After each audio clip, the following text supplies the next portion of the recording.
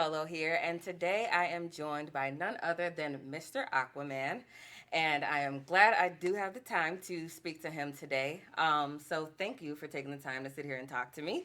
Absolutely. Most people, I think, today they know you as a commentator. You've been doing that for a while now, hmm but that is not the first thing that kind of got you into the No, it did scene. not. No, it did not. And it's somewhere I never thought I'd end up, if I'm being honest with you. Really? Yeah, from So the let's start. so let's go back in time a little bit then. So how did you get into the competitive scene at all? I got into the competitive scene kind of randomly. We all start into gaming our own ways, and mine was a standard path, getting into the usual N64s, the PlayStations, and an Xbox came out, 360 came out. We all started playing together online, and I was a big shooter guy. The early Battlefields, the early Gears.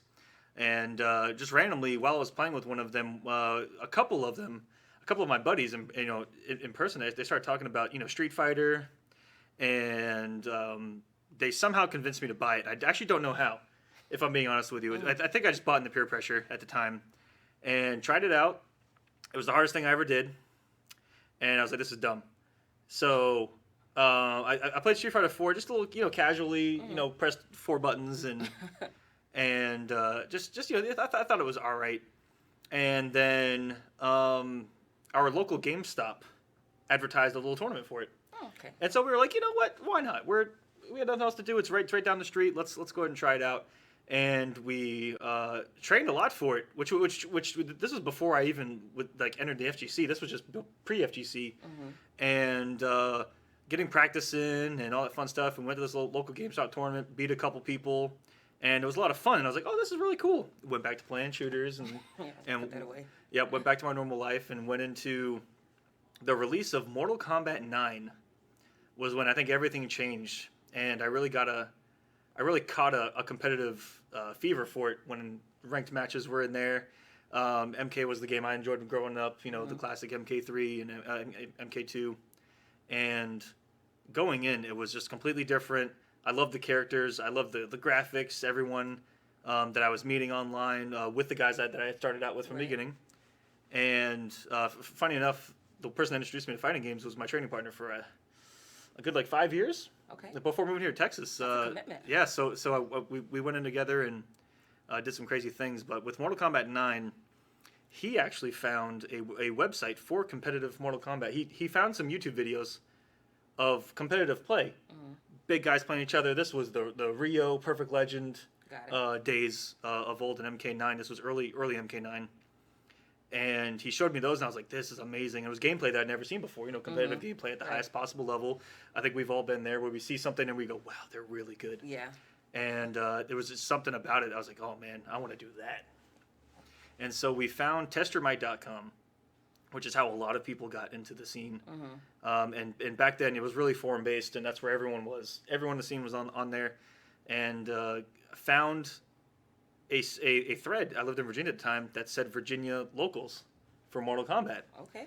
And I think that's a really big deal is when you find something that's local you can go to every single week or whenever it happens to happen. You get in there. I met someone local that was a longtime competitor and was incredibly good by the name of Blackula. And Blackula really got me into the competitive aspect of the scene of the FGC and of the NRS scene. And had convinced me to go to my first major, convinced me to go to my first offline, weeklies, all that fun stuff. And ever since then, really took off. Yeah. And I started out as a competitor only. After a couple of years, I got into really getting to know the people behind the tournaments, especially the Combat Network guys. I went to every Big E event.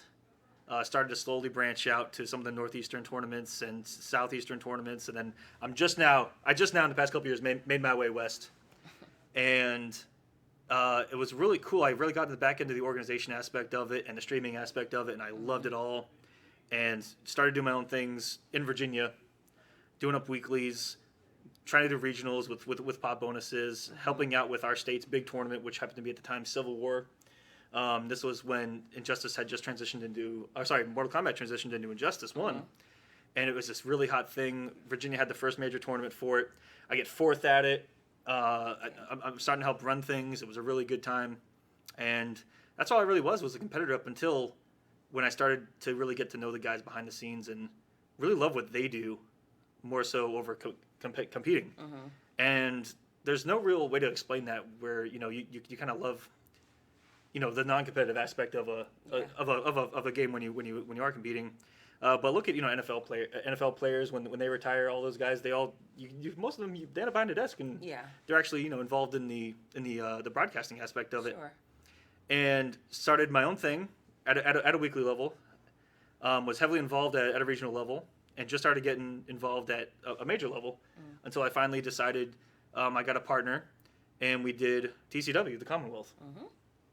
And it was a great success. Mortal Kombat X had come out and got great viewership, great entrance. Everyone was there. Almost everyone was there. Mm-hmm. There's a lot of people there. Yeah, fantastic time. We did our own thing production-wise. I had a great team there that helped us out. Real good buddies of mine, and we did it 2 years straight. It was amazing, great times. Mm-hmm. And from that second TCW, it actually landed me a casting gig here at Stream.me, and took off from there. And I kind of went from beginning to end as far as just getting in, but that's the overall of kind of the ride I've had in the FGC, and it's been pretty crazy. Yeah. So TCW, that was the first event that you took on as your own. Yes. And the first one that had MKX. Yep. I didn't realize that was pretty damn good. Yep. Kudos to you, man. Yep. That was our baby, and. We had to let it go this year. It was pretty rough, but sure. It might come back, and you never know sometime in the happen, future, right? Yeah.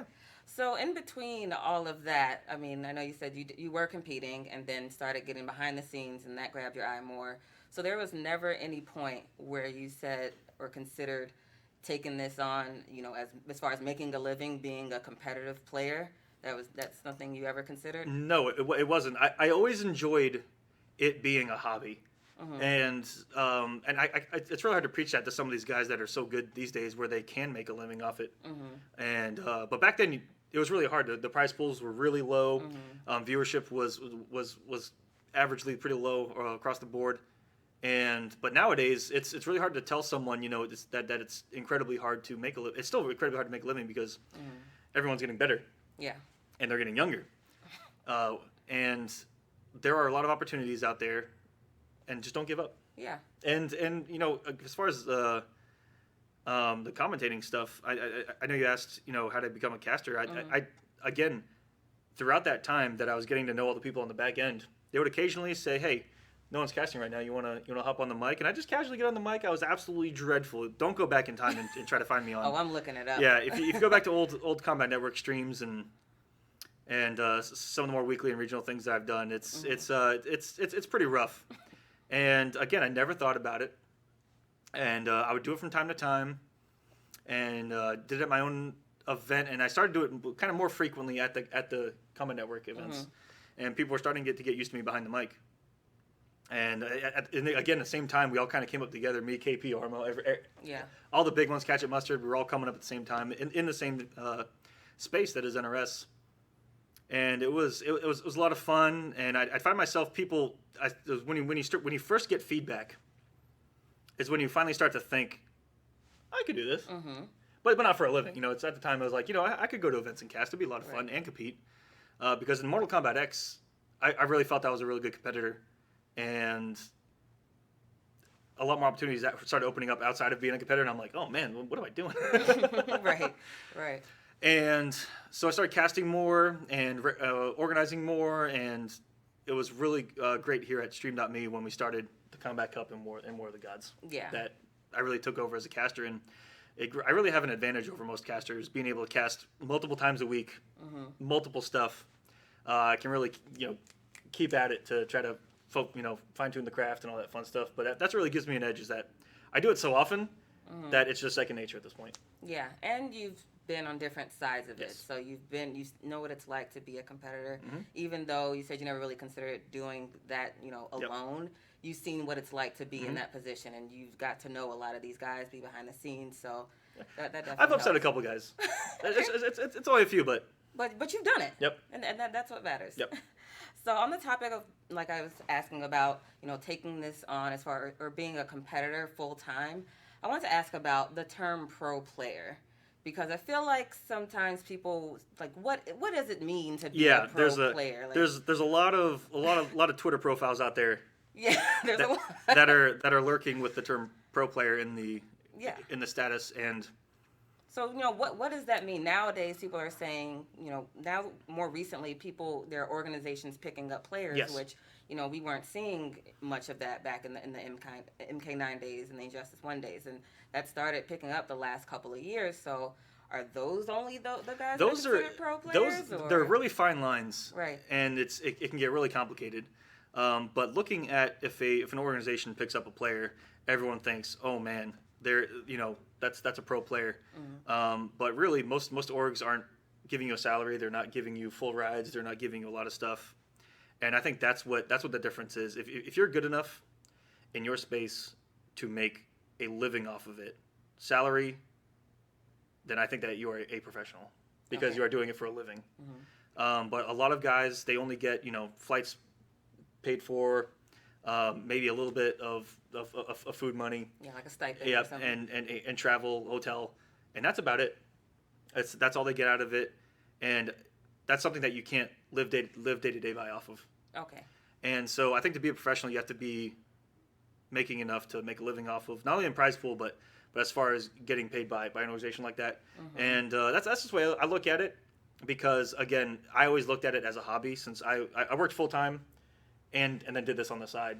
The entire time that I was really heavily involved in the scene as far as organization, and it's like even organizing my event, it's endless hours, but on the side.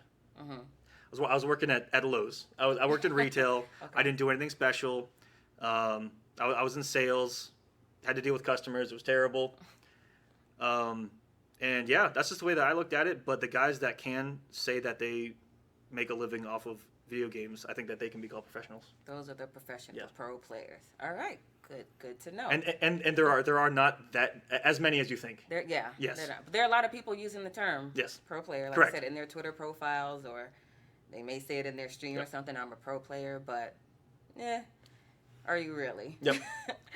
Another thing I wanted to ask about, which is what's been going on recently, the last couple of days, when we were talking about rivalries Yes. and all of that fun stuff, and people are too soft nowadays in our scene. And I know you're more into the rivalries and that I am. action, and I know there was more of that during MK9 and Justice 1. You had a lot of that. Kind of started, I think, going down a bit, MKX, and now in this Injustice. That some of it definitely carried over to Injustice 1, and you see it slowly start to go down. Right. So what are your thoughts on that? Do you feel like the scene needs it? Do you feel as though people, some people claim that people now are too buddy and they're all friends, which happens naturally, I think, because there's more tournaments people are going to, so people are getting to know each other more, they're getting to hang out more. Online is better, and people are just interacting more and more with one another, so they're going to be cool. It's a lot of factors that go into answering that. Yeah, what do you think? So let's see. Where to start? A lot of factors go into the lessening of really rivalries and heated debates and all that fun stuff, and that's one of the main things that got me into. Like I said, someone showed me YouTube videos of a lot of matches that had happened and a lot of things going on in the scene where it was so attractive because it was set up so well by not just the guys involved, because and not over the top drama, but legitimate beef and rivalry. Right. So and so doesn't like so and so because of this, and let's settle it. But in a professional manner. What I loved about what I love about most competitors is that you have a lot of beef with a guy, play him, or gal. Yeah. You play him, game ends, everything's back to being cool. And that's how it generally is, where you could get beat real bad after talking a lot of smack talk, been there, and afterwards you're just like, all right, cool, I got my butt whooped, shake hands. Keep it moving. Exactly. And that mentality is still around, but it's not as profound as it was back then, where it was everywhere and on a much bigger scale of scenes versus scenes. champions versus champions all over the place, and there was so much to get into. All the storylines you get to read up each week. Like I said on Test Your Might, articles written up about things happening in local areas, on major areas, and it was so easy to get into. Seeing these gigantic matches, CD Junior versus Tyrant and a Jacksmere and an MK9. Everyone talked about that. Everyone talked about that, and we don't really have that anymore. We had a little bit in Mortal Kombat X with the Forever King versus Wound Cowboy. And shouts to the guys down there at Yomi for making that happen, because it was awesome. It was great, and it went to the final game. It could go. It went 10-9. Yep, and it's little things like that don't really get settled anymore, but a lot of things go into that where a lot of players are representing not themselves anymore. They're representing organizations. They're a lot of the I don't want to say a lot of the fight is, but back then, everyone paid for their own way to go to the tournament. A lot of money, a lot on the line, for a couple bucks at the end of the day. Right. Because you could get third or second and still be down for the price to get there to the tournament. Right. And now a lot of the top players, top 16s, the top 32ers, get their way paid. Yeah. And so what's there to lose at the end of the day? So there could be a little bit of a drive thing there to where they lose. They're like, oh, okay, it's cool. Next one. Yeah. But man, back then I know the people I lost to. There was that secret salt always. I was just like, and that might be a reason why that you see less intensity in the scene. And this particular one that is a hot topic here lately. I see on a lot of people's podcasts and a lot of people from other scenes chiming in. And there's some misinformation out there, when it comes to these two particular individuals, Dragon versus Sonic Fox. Sure. I mean, the NRS scene talks about it all the time behind closed doors, and unfortunately, it's behind closed doors because, like I said, it used to be really forum based. Everything was out in the open. Right. We all talk in the shadows now. We do. There's all sorts of Discord chats and group chats and things. And there's 1,000 of them. And I think everyone has their own, which is really crazy. And it was talked about a lot, when Dragon won E-League and Evo and Sonic Fox won IPS. There was this big debate on who really is the best Injustice player of 2017, because both guys would go at it. Yeah. And it was really fun to watch. They'd make wonderful arguments, wonderful points. So Sonic Fox making his about IPS, and then E-League, and it was a real fun debate. And it happened to make it out in the mainstream. This debate, and they took it to Twitter as well, which is real fun to see. And to get people excited, to get people to be like, ooh, Sonic versus Dragon, what happens next? Right. And so, it got looked at as some people trying to make that rivalry when they did it themselves. Like they created it, and all we did was kind of look at it and go, yes. Yeah, like we want to talk about that. Yes. Yeah. And unfortunately, a lot of people are like, oh, they're just trying to create this fake hype, and no, it's hype. It's real hype. Dragon versus Sonic is one of the major keys keeping the NRS scene alive right now when it comes to the competitiveness, because we don't have a lot of we don't have a lot of headlines, storylines, a lot of drama. It's very professional, and I love the professional aspect of everything, but I really do like it when you can wake up one morning and see Sonic Fox subtweeting Dragon with some smack talk, and you're just like, yes. Yeah.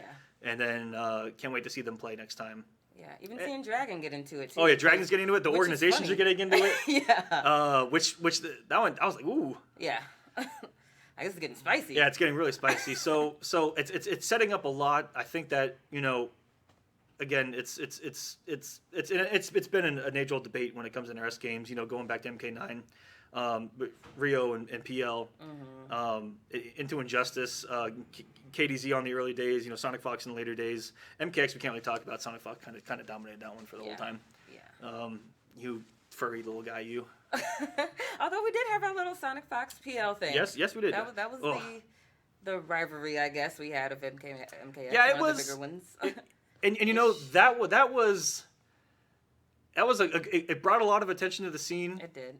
it brought a lot of negative energy, but also a lot of positive energy because a lot of people looked at. I like it when people just kind of look at our games and try to see what's going on in the scene and just watch because viewership is really key to keep anything live. And then not only here at what we do, but also on other platforms and the major platforms, the streaming platforms.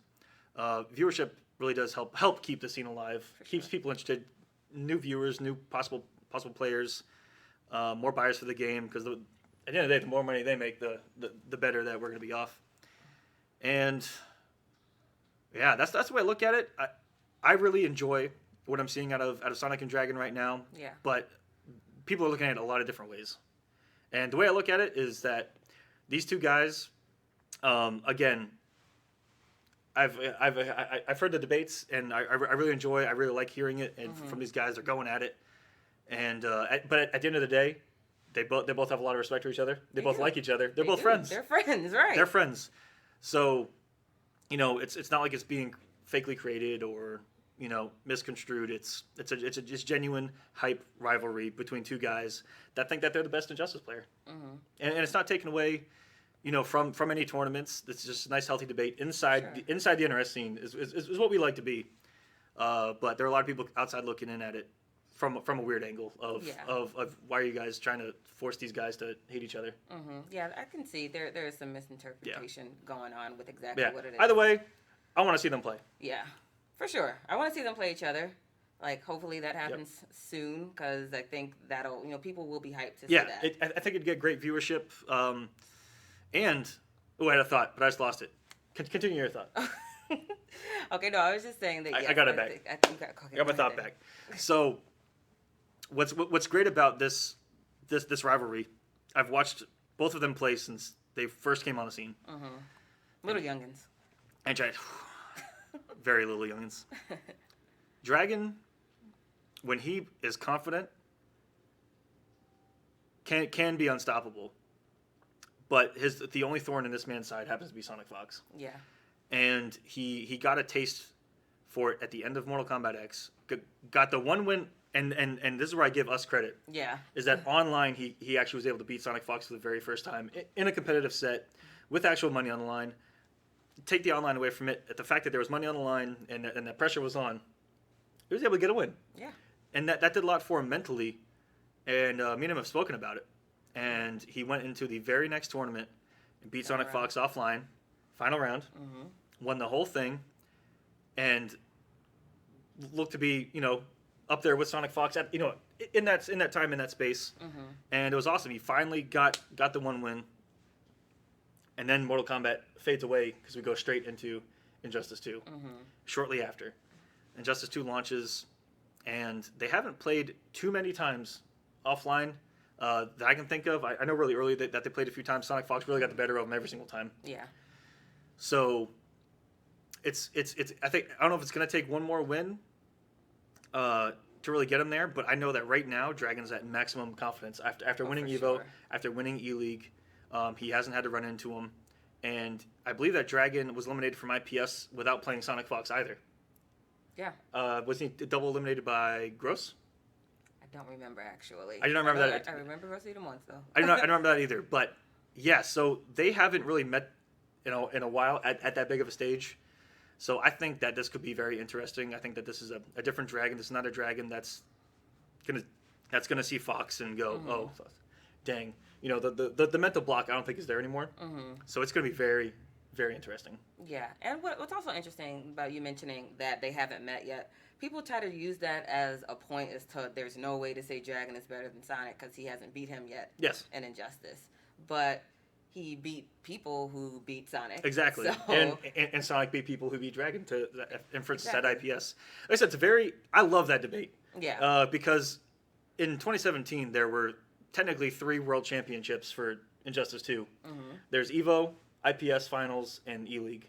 And, they say that all those fed into E-League, but there's so many different aspects. There was a bunch of different leagues. Evo, just one big bracket, which is like almost a separate and entirely separate entity because you have to go through so many people in order to win that. Then there's IPS, which was the top 16 of that circuit.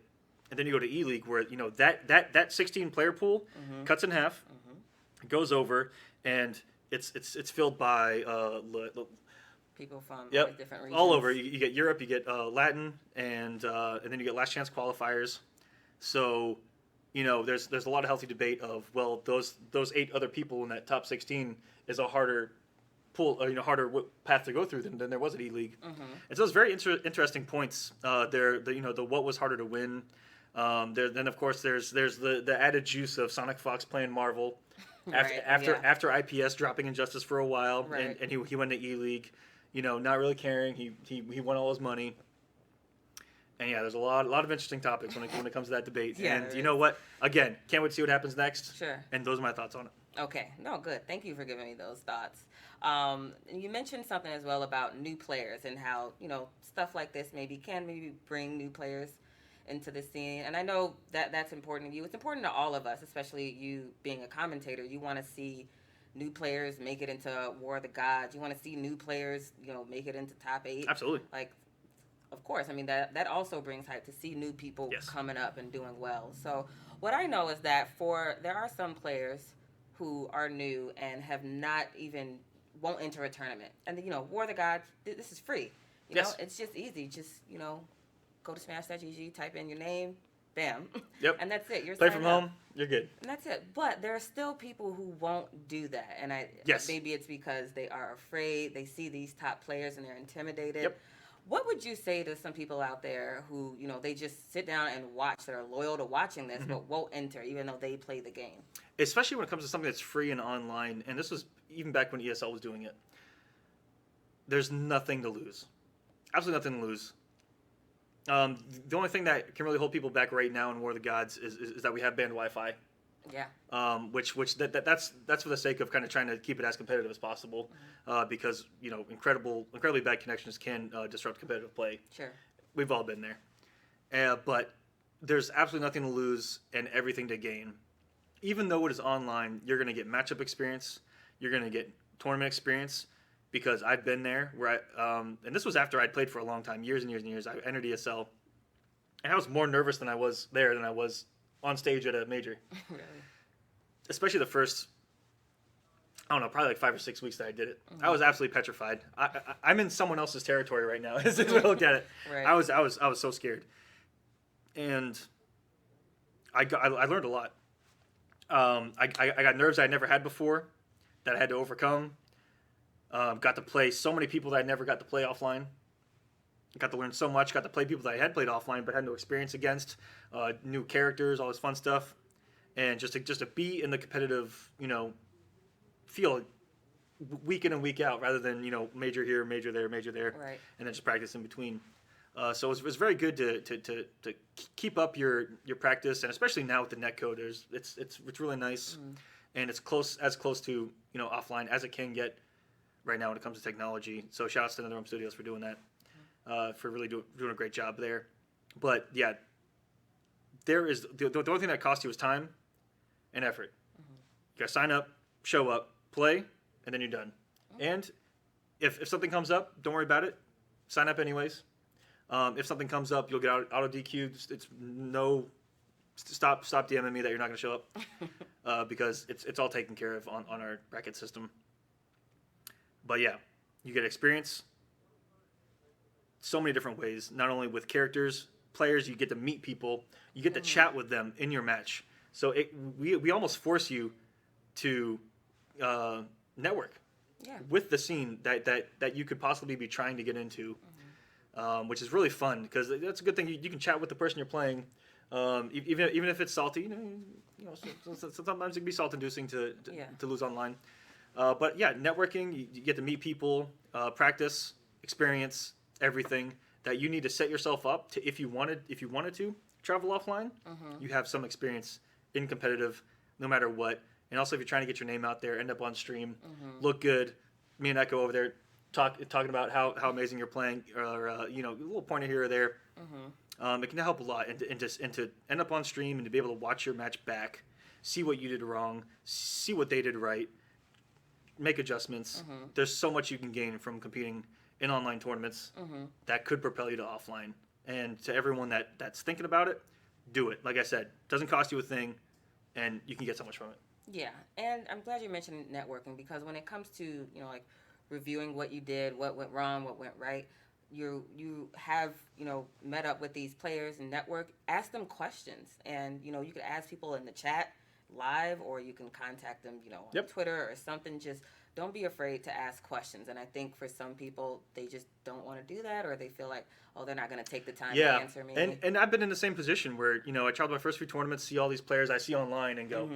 and just kind of sit back there in the corner, being quiet, waiting for a match to be called. You being quiet? Yeah, there was a There time. was a There, time. there was a time, and that's something I've also preached that on multiple broadcasts I've been on at majors around the country, that if you do travel, you have got to talk to people. Yeah. You have got to go up, pat them on the shoulder, because I'd say 99% of the people that you're going to do that to are going to turn around. They're going to introduce themselves. They're going to talk to you. They're going to have a conversation. They're going to answer questions but it's really hard to get people to do that. And every time someone does that to me, when I travel, I always have to take the time to turn around, have a conversation with them, really get to know them, and I know that has to help. Yeah. And that's also that not only goes out to the people they're trying to get out there, but also the people that are out there. You guys, you players really have to set an example to really, make sure everyone feels welcomed. Mm-hmm. That was actually one of the next things I was going to ask you as far as new Yep. players coming into the scene. Do you feel that there is some sort of responsibility on these, top or well-known players in order to do something to make it feel more welcoming to play? Like, is it their job, or I don't want to say job, but, Yeah. Like, is it their responsibility to kind of help bring in these new people? I think that they play a pivotal role, but it's not necessarily required of them. Sure. To really try to get new people, all that fun stuff. But it looks better for us if they do. Mm-hmm. And I know that all of our top players really do a great job of that, especially offline at tournaments. They're very communicative. They're very open. People come up, talk to them. It's a really good time. But as far as trying to get new players in the scene, outside of the actual tournaments, I think we can all do a better job of that. Sure. Players included, of going out there, saying stuff every once in a while of, hey, this tournament's coming up, this tournament's coming up, this tournament's coming up. Sign up, go to it. There's not a lot of that going around right now. Mm-hmm. Even with all the big tournaments, and it's really been hard on everyone to try to get more entrants into Injustice and Mortal Kombat. And top players can help. The little guys can help. We can help. I can help. Really, it's really on all of our shoulders. But players can play a really big role because I think they have the most influence. Sure. Yeah, absolutely. So yeah, actually that's all I got for you today. So thank you again for, sitting here talking with me, allowing me to be here at Streamy. It's been great. Yeah, so this is live from the Streamy studio. Yes, it is. It is a wonderful studio they got here, and I'm really so appreciative that you guys let me be here. Really looking forward to War of the Gods tonight. It will be tonight. So I will, include information about War of the Gods, Mr. Aquaman, where you can, follow him, reach him, everything. All of that will be included in this video. So I'm gonna say some very ridiculous things tonight. So just like I do every night, it's gonna be a good time. yes. And everyone out there, again, feel free to sign up if it's something that you feel like, you want to start competing and just anything. You have questions, anything, hit me up personally. Yeah. He's a great guy, I promise. He will answer you. Yes. He will not be like, oh, why are you reaching out? I'll try my best, and if I am too Hollywood, you have to call me out on it. Well, judging by those glasses, I could see how people could be like, he's probably a little Hollywood. No. Hollywood Cassie going on. Yeah. See? But he's not, I promise. Nicest guy ever. Oh, thank you again, Mr. Aquaman. And thanks for checking in, and I'll catch you guys next time.